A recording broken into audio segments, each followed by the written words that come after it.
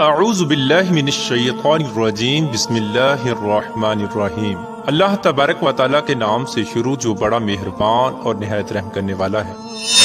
دنیا کی تاریخ میں ایسے بہت سارے بادشاہ اور فرعون گزرے ہیں جن کو ان کی بادشاہت اور دولت کے نشے نے مغرور بنا دیا اور وہ تکبر میں آ کر خدائی کا دعویٰ کر بیٹھے۔ یہ بدبخت لوگ اپنی بے شمار مال و دولت اور بادشاہت کے نشے میں بدمست ہو کر اللہ تبارک و تعالیٰ کی وحدانیت کو للکارنے لگے اور معاذ اللہ خدائی کا دعویٰ کر بیٹھے۔ اس کے باوجود بھی اللہ تبارک و تعالیٰ نے ان کی طرف بے شمار انبیاء کرام کو مبعوث فرمایا اور ان کو ہدایت کی طرف بلایا، لیکن یہ بدبخت لوگ اپنی سرکشی اور انا پر اڑے رہے اور اللہ تبارک و تعالیٰ کی وحدانیت کا انکار کرتے رہے۔ پھر جب یہ لوگ قابل ہدایت نہ رہے تو اللہ تبارک و تعالیٰ نے ان بدبخت لوگوں کو عبرت کا نشان بنایا اور ان لوگوں کو تباہ و برباد کر کے رکھ دیا اور ان لوگوں کے نام و نشان کو صفحہ ہستی سے مٹا دیا۔ اللہ تبارک و تعالیٰ نے ان جھوٹے خدائی کے دعوے داروں کو ایسی عبرت ناک موت دی کہ آج بھی لوگ ان سے عبرت حاصل کرتے ہیں۔ پیارا دوستو، خدائی کا دعویٰ کرنے والے بدبختوں میں سے ایک بدبخت شداد بھی تھا جس نے اللہ تبارک و تعالیٰ کی وحدانیت کو للکارا اور سرکش اور نافرمان ہو گیا۔ پیارا دوستو، شداد کون تھا اور کس طرح اس نے اللہ تبارک و تعالیٰ کی نافرمانی کی اور خدائی کا دعویٰ کیا، اور کس طرح اس نے دنیا میں اپنی جنت تیار کی اور اس کی بنائی جانے والی جنت کتنے سالوں میں تیار ہوئی، اور پھر اللہ تبارک و تعالیٰ نے اس بدبخت کو کس طرح دنیا کے لیے عبرت کا نشان بنایا اور اس بدبخت کا انجام کیا ہوا، اور پھر کس طرح ملک الموت علیہ السلام نے دردناک طریقے سے اس کی روح قبض کی۔ پیارا دوستو، ان تمام تر سوالات کے جوابات قرآن و حدیث کی روشنی میں آج کی اس ویڈیو میں ہم آپ کو بتائیں گے، لہٰذا آپ سے گزارش ہے کہ ہماری اس ویڈیو کو اینڈ تک ضرور دیکھیے گا۔ پیارا دوستو، شداد اس قوم کی نسل میں سے تھا جو دنیا کے سب سے طاقتور ترین قوم تھی، جس کو قوم عاد کہا جاتا ہے۔ اس قوم کے بارے میں اللہ تبارک و تعالیٰ قرآن پاک میں ارشاد فرماتا ہے کہ ان کے جیسی قوم نہ اللہ تبارک و تعالیٰ نے ان سے پہلے پیدا کی اور نہ ہی ان کے بعد کسی قوم کو پیدا کیا۔ قوم عاد احقاف کے اندر آباد تھی۔ احقاف ایسی جگہ تھی جہاں ریت کے بہت ہی بلند و بالا ٹیلے تھے، اور احقاف کا یہ علاقہ یمن اور عمان کے درمیان بکھرا ہوا تھا۔ اس علاقے کے اندر قوم عاد 8,500 سال پہلے آباد تھی۔ اس قوم پر اللہ تبارک و تعالیٰ کا یہ خاص کرم تھا کہ اللہ تبارک و تعالیٰ نے اس قوم کو دنیا کی سب سے طاقتور قوم بنایا تھا۔ اس کے ساتھ ساتھ اللہ تبارک و تعالیٰ نے اس قوم کو سرسبز و شاداب باغات اور وافر مقدار میں کھیت عطا فرمائے تھے۔ اس قوم کے پاس بے شمار جانور تھے اور پینے کے لیے میٹھا پانی تھا۔ اس کے علاوہ بھی اللہ تبارک و تعالیٰ نے اس قوم کو بے شمار نعمتوں سے نوازا تھا۔ چنانچہ اس قدر مال و دولت اور نعمتوں کی فراوانی کی وجہ سے یہ قوم بھٹک گئی اور اللہ تبارک و تعالیٰ کی نافرمان قوم ہو گئی اور یہ باغی ہو گئے۔ ان کی ہدایت کے لیے اللہ تبارک و تعالیٰ نے حضرت ہود علیہ السلام کو ان کی طرف مبعوث فرمایا۔ حضرت ہود علیہ السلام اس قوم کو اللہ تبارک و تعالیٰ کے حکم سے تبلیغ کرنے لگے اور اللہ تبارک و تعالیٰ کی وحدانیت کی طرف بلانے لگے، لیکن یہ قوم اپنے کفر و شرک سے باز نہ آئی اور حضرت ہود علیہ السلام کا مذاق اڑانے لگی۔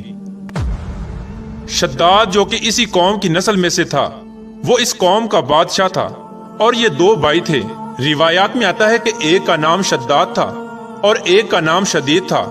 شدید پہلے بادشاہ بنا اور وہ فوت ہو گیا۔ اس کے فوت ہو جانے کے بعد شداد نے حکومت سنبھالی اور اس طرح یہ دنیا کی سب سے طاقتور قوم عاد کا بادشاہ بن گیا۔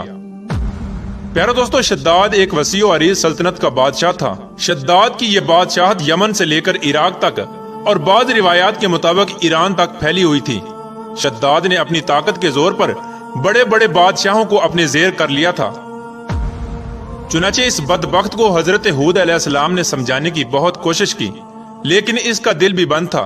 چنانچہ جب حضرت ہود علیہ السلام نے شداد کو اللہ تبارک و تعالیٰ کی وحدانیت کی طرف بلایا اور ایک خدا کی عبادت کرنے کا حکم دیا، تو اس وقت شداد اور حضرت ہود علیہ السلام کے درمیان ایک زبردست مکالمہ ہوا، جس کے نتیجے میں شداد نے حضرت ہود علیہ السلام سے پوچھا کہ اگر میں اللہ تبارک و تعالیٰ پر ایمان لے آؤں تو مجھے کیا حاصل ہوگا؟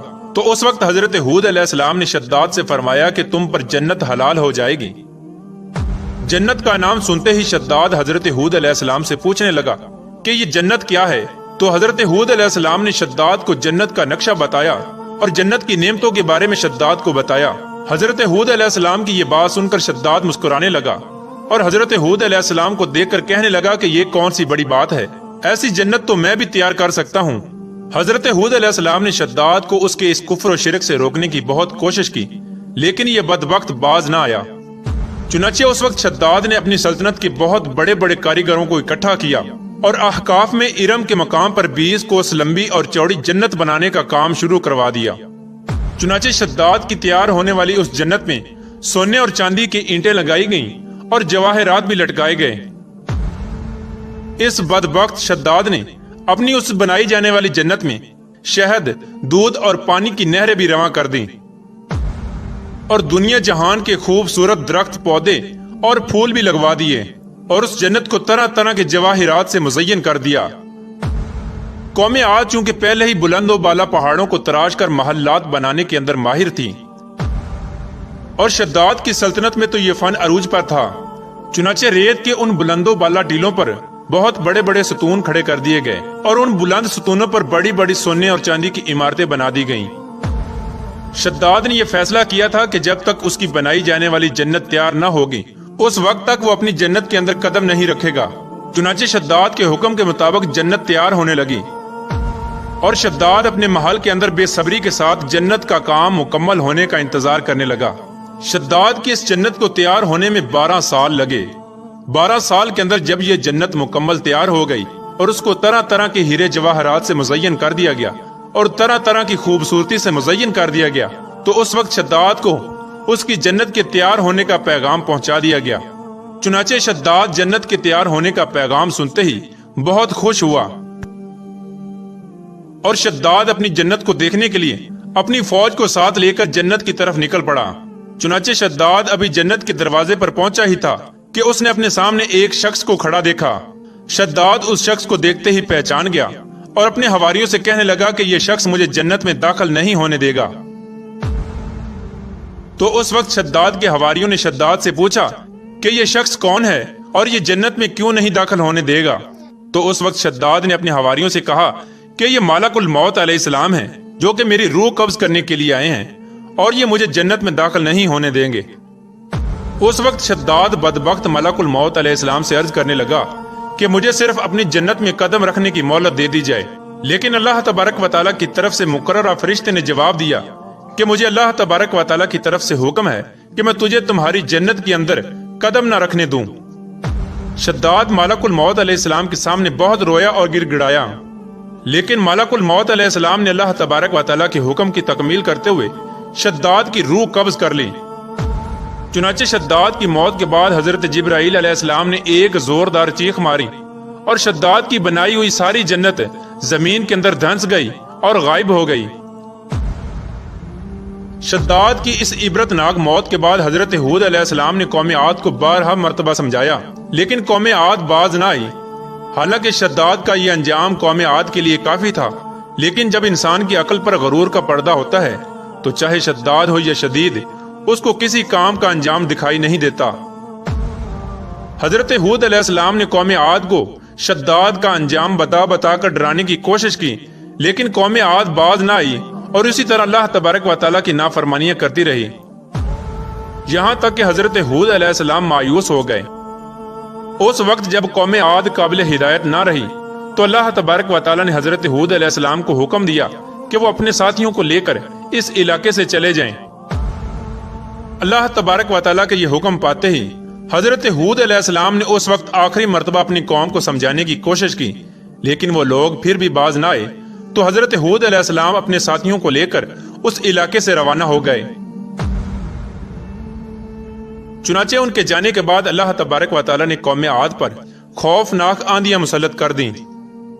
اللہ تبارک و تعالیٰ کی طرف سے آنے والی وہ خوفناک آندیاں اور طوفان 7 راتیں اور 8 دن تک چلتی رہیں، یہاں تک کہ وہ پوری قوم اپنے بلند ستونوں اور سونے اور چاندی کی عمارتوں سمیت زمین کے اندر دنسا دیے گئے اور غرق کر دیے گئے۔ اور اللہ تبارک و تعالیٰ نے اس قوم پر اس قدر دردناک عذاب نازل فرمایا کہ اس قوم کا نام و نشان تک نہ رہا۔ جس وادی کے اندر بڑے بڑے بلند و بالا محلات تھے، وہ تمام کی تمام وادی ایک ریت کے صحرا کے اندر تبدیل ہو گئی قوم عاد کے اس علاقے کو اللہ تبارک و تعالیٰ نے اس طرح زمین کے اندر غرق کر دیا کہ وہاں پر صرف اور صرف ریت کے ٹیلے باقی بچے اور کسی بھی چیز کا نام و نشان نہ بچا۔ پیارو دوستو، اس طرح اللہ تبارک و تعالیٰ نے شداد اور اس کی قوم کا عبرت ناک انجام کیا اور ان لوگوں کو صفحہ ہستی سے مٹا دیا۔ اللہ تبارک و تعالیٰ سے دعا ہے کہ اللہ تبارک و تعالیٰ ہمیشہ اپنے حضور عاجزی اور انکساری کے ساتھ زندگی گزارنے کی توفیق عطا فرمائے اور حضور صلی اللہ تعالی علیہ وآلہ وسلم کے بتائے ہوئے راستے پر چلنے کی توفیق عطا فرمائے۔